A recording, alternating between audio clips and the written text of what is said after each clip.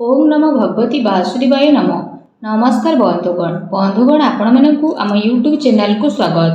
बंधुगण आज भिडियो रे आमे आपण मानकु कहिबाकु जाउछु आपणक पई आज आसंता कालीर दिनटी किपरि साब्यस्त हेबो, ए दुई दिन आपणकु किपरि कटेइबे, केउ सबु जिनिस रे आपणकु फायदा मिलिबो आउ केउ सबु जिनिस रे आपणकु सावधानता अवलंबन करबा पई पड़िबो, आपणकर लव लाइफ किपरि रहिबो, कैरियर किपरि रहिबो, बिजनेस आउ व्यापार किपरि रहिबो, ता सहित स्वास्थ्यर महत्वपूर्ण इनफॉरमेशन मध्ये आमे आपण मानकु देबु। आउ ए वीडियो शेष रे आमे आपण मानकु किछि उपाय विषय कहबु जहा द्वारा आपण ए दुई दिन को आहुरी अधिक शुभ और मंगलदायक बनै परिबे। फ्रेंड्स, आगो को वीडियो आरंभ करिया पूर्व आपनको हमर रिक्वेस्ट कि जदि आपण हमर ए चैनल ले नुआ आछथि तो चैनल को सब्सक्राइब करंतु, सांगरे नोटिफिकेशन बेल को मध्ये ऑन करंतु, जहा द्वारा समय समय सह हमर नुआ नुआ वीडियो रे नोटिफिकेशन आपणक पाखरे पहुंचिबो। आसंतु जानिबा किपरि रहिबो आपणक पई आजि आउ आसंता कालीर दिन। सबुठारु प्रथमे आमे आपण मानकु कहिबु कि कोन आपणक पई ए दुई दिन रे सतरे पॉजिटिव रहिबाकु जाउछि। जदि कहिबु फ्रेंड्स, आज आउ आसंता काली आपणक वित्तीय स्थिति रे काफी सुधार आसीबो। किछि नुआ आरंभ करिबा पई ए दुई दिन आपणक पई बहुत ही अनुकूल भरे रहिबो। आपणकर परिश्रम प्रयासर सार्थक परिणाम आपणक सामना को आसीबो। जो माने विवाह योग्य सेमानक पई कोनोसी भल प्रस्ताव मध्य आज घर को आसी पारे। यह सहित जदि आमे कहिबा फ्रेंड्स, समाज एवं संपर्कियों भितर आपणकर प्रभावशाली व्यक्तित्व आउ सरल स्वभाव कारणरू मान प्रतिष्ठा आपणकर बनी रहिबो। समय किछि मिलाजुला प्रभाव मध्य आपणक पई नै करी आसीबो, किंतु ताहा द्वारा बहुत भल फल आपणक पई बनिबाकु जाउछि। किछि टाइम रे अति संपर्कियों भितर जहा भी क्लेश चलीथिला तो से सबु दूर विशेष भाव में आपणकर हेबो। ता सहित संपर्क रे पुणी थरे मधुरता देखा देबो। प्रतिष्ठित लोकंक सह संपर्क बढ़िबो आउ जहा भविष्यत पई बहुत ही लाभदायक सिद्ध हेबो। धार्मिक स्थल को जीवार प्रोग्राम मध्ये आपणकर बनिबो, जहा द्वारा बहुत अधिक शांति एवं हल्कापन आपण विशेष भाव में अनुभव करिवे। घरे सुख सुविधा संबंधित वस्तुर किणा किणी मध्ये करिवे। कोनोसी दामी उपहार मध्ये आपनको मिली पारे। विद्यार्थी मानक विषय जदि कहिबा, विद्यार्थी माने तांको चाकरी संबंधित कोनोसी क्षेत्र रे इंटरव्यू रो जोगो मध्ये बनुछि। सेथि पई पूरा परिश्रमर सहित निजर कार्य रे प्रयास करंतु। निजर सिद्धांत रे कोनोसी भी प्रकार समझौता आज आपण आदु करंतु नाही। प्रभावशाली एवं प्रतिभावान लोकों सह अधिक टाइम आपण स्पेंड करिवे।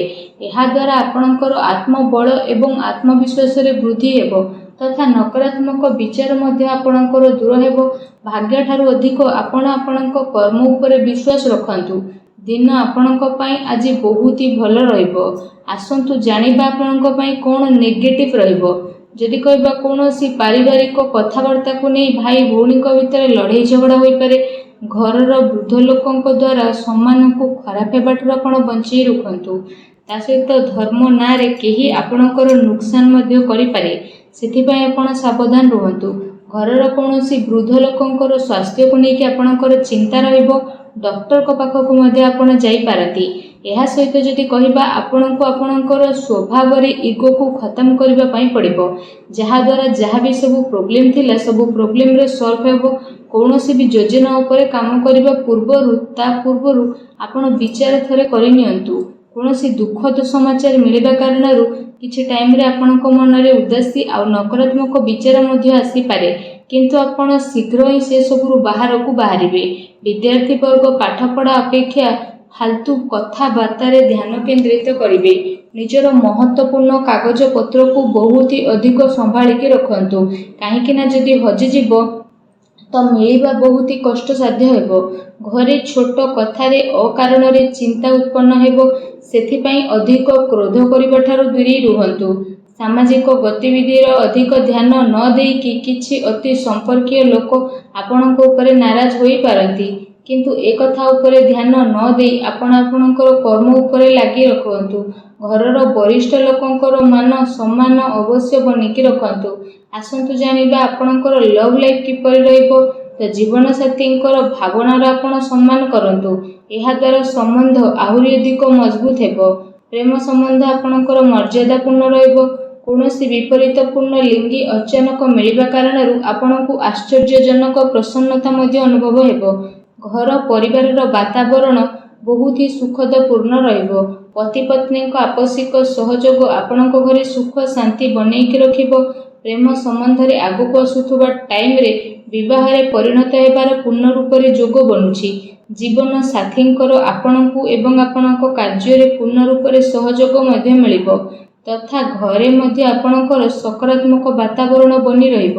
ଏହା ସହିତ ଫ୍ରେଣ୍ଡସ୍, ନିଜର ବ୍ୟସ୍ତତାରୁ ଆପଣ କିଛି ଟାଇମ ବାହାର କରିବେ ଆଉ ଯାହାଦ୍ୱାରା ଆପଣ ଆଗକୁ ମଧ୍ୟ ବଢ଼ିବେ।